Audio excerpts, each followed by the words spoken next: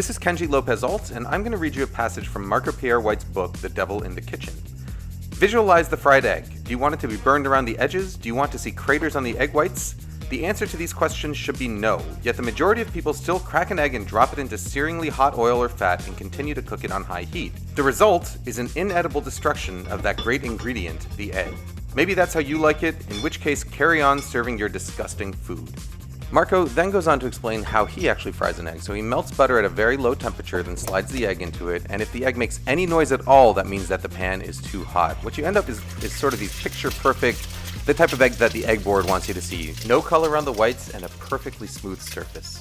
I don't like my fried eggs this way. I think people who do just can't admit that they want poached eggs and hollandaise, and you might as well just eat that. When I'm frying my egg, I actually want it to taste fried.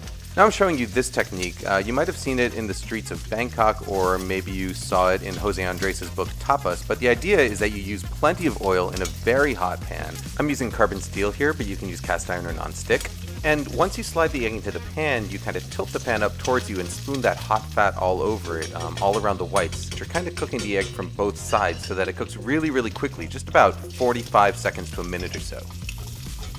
So the inside of the egg remains really nice and tender, while the outside gets a nice crisp brown texture. And to me, that is the superior way to fry eggs. It actually tastes fried, and you get that textural contrast and that flavor contrast, and of course you still get that nice, soft, creamy yolk. Make sure you check out the description below for a link to the recipe on Serious Eats. Now, if you happen to like serving your eggs picture perfect and pure white with no texture at all, you can just carry on serving your disgusting food.